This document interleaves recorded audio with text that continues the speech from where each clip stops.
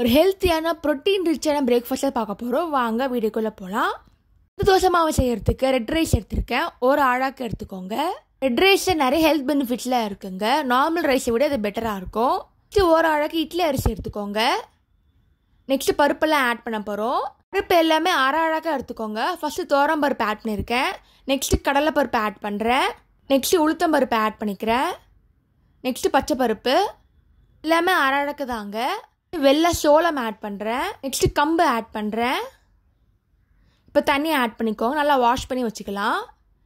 இப்போ வாஷ் பண்ணியாச்சு. இப்போ நம்ம வெந்தயம் ஆட் பண்ண போகிறோம். வெந்தயம் அரை ஸ்பூன் இருந்தால் போதும். வெந்தயம் ரொம்ப கசக்கும், அதனால கம்மியாக ஆட் பண்ணுறோம். இப்போ தண்ணி ஆட் பண்ணி நல்லா ஊற வைங்க. ஒரு 5 hours நல்லா ஊறட்டும். காஞ்ச மிளகா எடுத்துக்கோங்க. 15 காஞ்ச மிளகா எடுத்துருக்கேன். இப்போ தண்ணி போட்டு நல்லா ஊற வைங்க. 5 hours ஆயிடுச்சு. இப்போ மிக்சியில் போட்டு அரைக்க போகிறோம். அரைக்கிறதுக்கு சீரகம் ஆட் பண்ணிக்கோங்க. 1 ஸ்பூன் ஆட் பண்ணுங்கள். ஒரு துண்டு இஞ்சி ஆட் பண்ணியிருக்கேன். 5 பூண்டு ஆட் பண்ணியிருக்கேன்.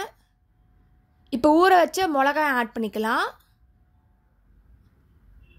இப்போ கருவேப்பிலை ஆட் பண்ணிக்கிறேன். ஒரு கை அளவு போடுங்க. நல்லா மிக்சியில் போட்டு அரைச்சிக்கலாம். நைஸாக அரைச்சிக்கோங்க. இப்போ ஊற வச்ச அரிசி எடுத்துக்கோங்க. இதில் ஆட் பண்ணிக்கலாம். கொஞ்சம் கொஞ்சமாக ஆட் பண்ணுங்கள். மிக்சினால லைட்டாக ஆட் பண்ணுறேன். கிரைண்டர்னால் மொத்தமாக ஒரே இதில் ஆட் பண்ணிக்கலாம். தேவையான அளவு உப்பு ஆட் பண்ணிக்கோங்க. நெக்ஸ்ட்டு பெருங்காயம் தூள் ஆட் பண்ணியிருக்கேன்.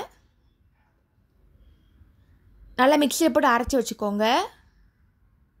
நல்லா திக்காகிடுச்சு மாவு. மாவு பொங்கணும்னு அவசியம் இல்லை. அரைச்சது நீங்கள் இட்லியோ தோசையோ பண்ண ஆரம்பிக்கலாம். மாவு கரெக்டாக வந்துடுச்சு.